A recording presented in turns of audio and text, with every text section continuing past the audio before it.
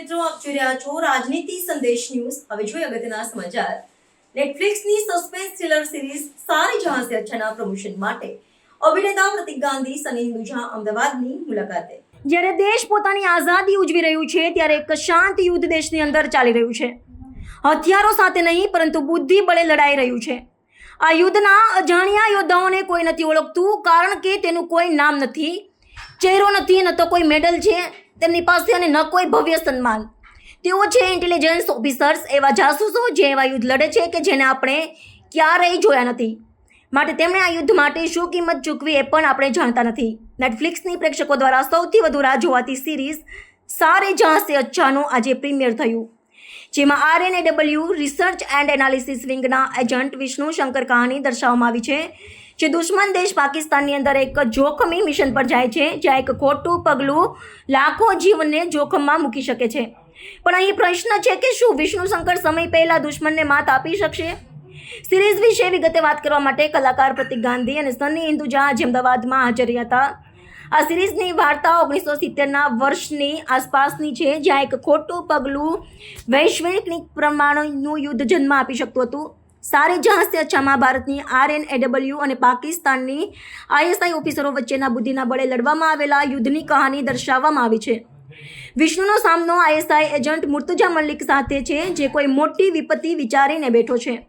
આ સિરીઝમાં RNAW agent Vishnu Shankar એક ગુપ્ત પરમાણુ પ્રોગ્રામને સમય પહેલા રોકવા માટે દુશ્મન દેશ પાકિસ્તાનમાં જાય છે। મિશન એટલું જોખમી છે કે અહીં નિષ્ફળતા આખા વિશ્વને જોખમમાં મૂકી શકે છે, કારણ કે આ મિશન પર આખા વિશ્વનું ભવિષ્ય જોડાયેલું છે। ગૌરવ શુક્લા દ્વારા રચિત અને બોમ્બ ફેબલ્સ દ્વારા નિર્મિત આ સિરીઝના ક્રિએટિવ પ્રોડ્યુસર ભાવેશ માંડલિયા છે। સ્વતંત્રતા દિવસના એક દિવસ અગાઉ રિલીઝ થયેલી આ સિરીઝે તમામ અજાણ્યા યોદ્ધાઓને સમર્પિત છે, જે દેશ માટે કોઈ માન સન્માન વગર, કોઈ આરામ વગર, કોઈ અફસોસ વગર પોતાનો જીવ જોખમમાં મૂકવા હંમેશા તત્પર હોય છે। સિરીઝમાં પોતાના પાત્ર વિશે વાત કરતા પ્રતિક ગાંધી, જે વિષ્ણુ શંકરની ભૂમિકા ભજવે છે, એણે જણાવ્યું કે હું આતુર છું કે પ્રેક્ષકો વિષ્ણુ શંકરને મળે, એક એવો વ્યક્તિ જે પરમાણુ યુદ્ધ અટકાવવાની અણધારી જવાબદારીઓનો ભાર પોતાના ખભા પર ઉઠાવે છે। અને આ સિરીઝનું પ્રીમિયમ મારા રાજ્ય અને મારા શહેરમાં થઈ રહ્યું છે, તેનો મને ખૂબ આનંદ છે। સ્વતંત્રતા દિવસ નજીક હોવાને કારણે આ કહાની વધુ રિલેવન્ટ લાગશે। આ સિરીઝ ભારતની ઇન્ટેલિજન્સ સર્વિસીસની બહાદુરી અને સાહસને ટ્રિબ્યુટ આપે છે। સિરીઝમાં વિષ્ણુથી થોડા વધારે ચાલક એવા ISI ઓફિસર મુર્તજા મલિકની ભૂમિકા ભજવનાર સન્ની હિન્દુજાએ પોતાના પાત્ર વિશે અને અનુભવ વિશે જણાવ્યું કે મુર્તજા મલિકનું પાત્ર ભજવવું મારા માટે એક રોમાંચક તક હતી। તે ખૂબ જ બુદ્ધિશાળી છે, માટે તે હંમેશા 3 પગલાં આગળનું વિચારે છે। સિરીઝના લોન્ચના દિવસે અમદાવાદમાં હાજર રહેવું એ આ ક્ષણને મારા માટે ખાસ બનાવે છે। સારે જહાં સે અચ્છા એ એવા તેજસ્વી અને હિંમતવાન ઓફિસરની કહાનીને ઉજાગર કરે છે, જે અંધારામાં રહીને દેશની રક્ષણ કરે છે। એવા લોકો છે જેના વિશે આપણે કદી સાંભળ્યું નથી, તેને આપણે ઓળખતા પણ નથી, પરંતુ તેઓ હંમેશા દેશની રક્ષા માટે તત્પર રહે છે। માટે ભારત હંમેશા એક પગલું આગળ રહેશે। આ સિરીઝમાં પ્રતિક ગાંધી, સની હિન્દુજા, સુહેલ નૈયર, કૃતિકા કામરા, તિલોત્તમા શોમ, રજત કપૂર અને અનુપ સોની જેવા પ્રતિભાશાળી કલાકારોએ અભિનય કર્યો છે। હકીકતમાં સારે જહાં સે અચ્છા સિરીઝમાં જાસૂસી ઉપરાંત જેને કોઈ ઓળખતું નથી એવા લોકોના બલિદાન, વફાદારી અને ફરજ વિશે પણ વાત કરવામાં આવી છે। જુઓ સારે જહાં સે અચ્છા સિરીઝ માત્ર નેટફ્લિક્સ પર। Created Gaurav Shukla, creative producer Bhavesh Mandaliya, executive producers Bhavesh Mandaliya, Gaurav Shukla, Sejal Shah, Aditya Nimbalkar, નિર્માતા બોમ્બે ફેબલ્સ, દિગ્દર્શક સુમિત પુરોહિત, લેખન ભાવેશ માંડલિયા, ગૌરવ શુક્લા, મેઘના શ્રીવાસ્તવ, અભિજીત કુમાર, શિવમ શંકર, કુણાલ કુશવાહ, ઇશરાક શાહ, મુખ્ય કલાકારો પ્રતિક ગાંધી, સની હિન્દુજા, સુહેલ નૈયર, કૃતિકા કામરા, તિલોત્તમા શોમ, રજત કપૂર, અનુપ સોની છે। Ahmedabad and everybody, the show is live, guys. Oh yes, show is It's live. 12:30. So we are pretty excited. हम लोग बहुत खुश हैं कि आज के दिन शो लाइव हुआ और हमें अहमदाबाद आने का मौका मिला। जैसे कि प्रतीक ने बताया, मेरा ससुराल है, तो अहमदाबाद में आते ही दामाद वाली फील आना शुरू हो ही जाती है। और फिर उतरते उतरते जब गाड़ी से हम आ रहे थे तो नेटफ्लिक्स के पोस्टर देखकर उनके भी दामाद जैसी फील आ रही थी। तो बहरहाल प्रतीक ने काफ़ी कुछ बता ही दिया शो के बारे में। एंड मैं बस इतना ही ऐड करूँगा कि हमने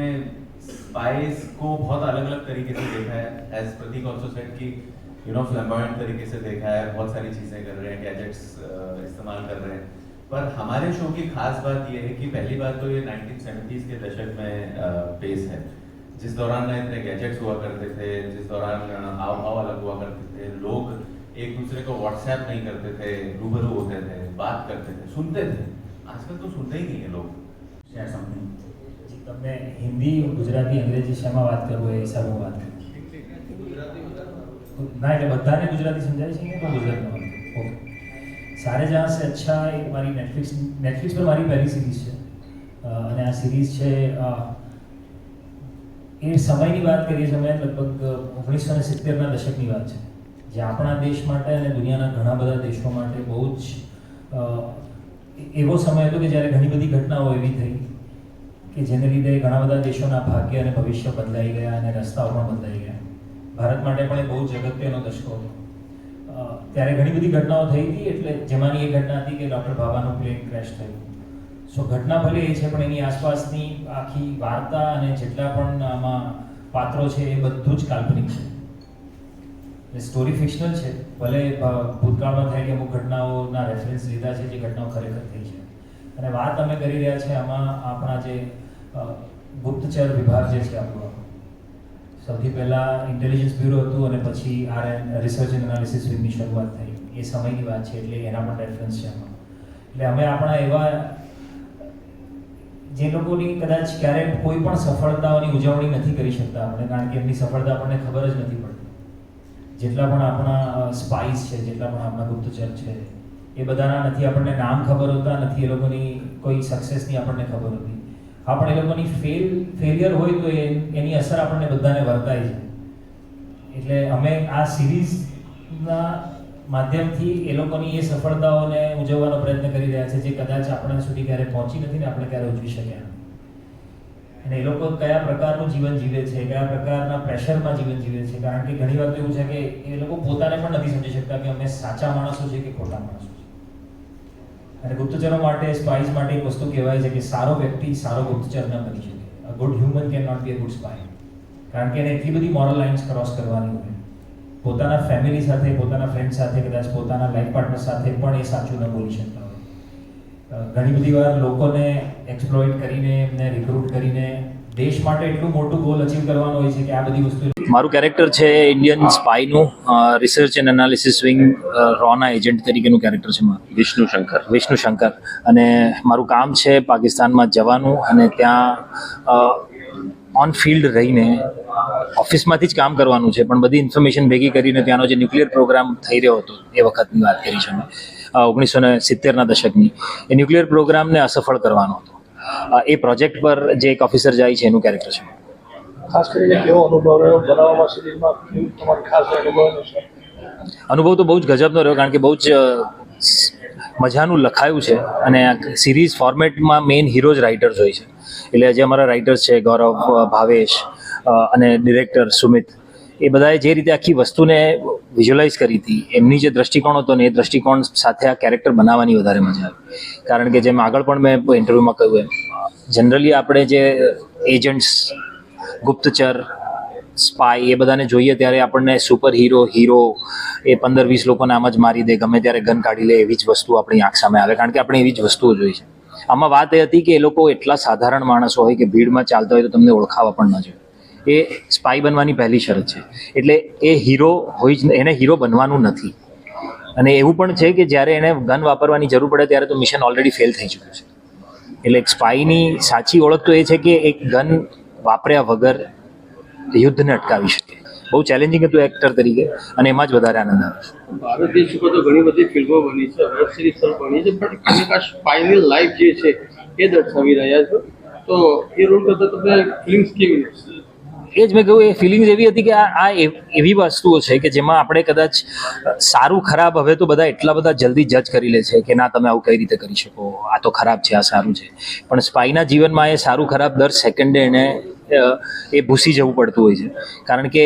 એ જો મોરલી એ લાઈન ક્રોસ ન કરી શકે તો કદાચ એવા કામો ન કરી શકે જેનાથી દેશને બચાવી શકાય કે વધારે સેફ રાખી શકાય એટલે એ મોરલ ડાયલેમાં જે છે એ અંદરની જે અસમંજસ છે ને એ જાણવાનો અનુભવ બહુ જ સારો હતો जी सर आपका एक्सपीरियंस कैसा रहा इसके किस तरह का रोल देखिए खास तौर पे जब पहली बार स्क्रिप्ट पढ़ी तो वो इतनी खूबसूरत थी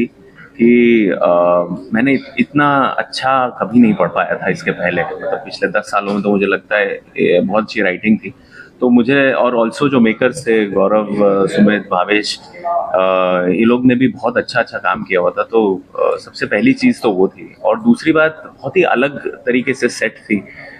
जैसे कि हमने भी बताया कि स्पाई की लाइफ इतनी निजी तरीके से, इतने अच्छे से, हर किरदार के इतने सारे कॉम्प्लेक्सिटीज एक साथ डिपिक्ट करना स्क्रिप्ट में, वो अपने आप में बहुत कमाल की चीज़ है। तो असली हीरो तो स्क्रिप्ट ही थी।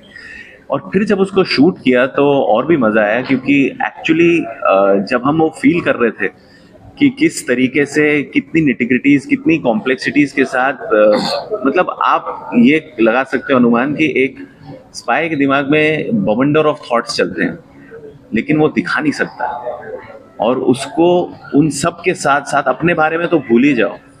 उसको अपने देश के लिए क्या करना है उस पर फोकस करते हुए वो कैसे टास्क करता है। तो एज एन एक्टर वो बहुत चैलेंजिंग है। और ख़ास तौर पे जो जिस तरीके का मैंने किरदार किया, मुझे एक्चुअली अपने देश को लेकर और ज़्यादा प्रेम और ज़्यादा लगाव महसूस हुआ। और मुझे समझ में भी आया कि एक देश प्रेम की भावना, मतलब मैं नहीं कह सकता कि मैं समझ पाया, बट शायद वो मैं छू पाया कि कैसे, हालांकि मैं दूसरे देश के लिए कर रहा था, बट मुझे अपने देश को लेकर और ज़्यादा प्रेम और गर्व बहुत महसूस हुआ कि हमारे देश के जो जवान से कोई कम नहीं है, कि जिस तरीके का काम करते हैं वो सारी अपने आप को छोड़कर निस्वार्थ देश की सेवा करते हैं। और वो भाव अपने आप में इतना बड़ा है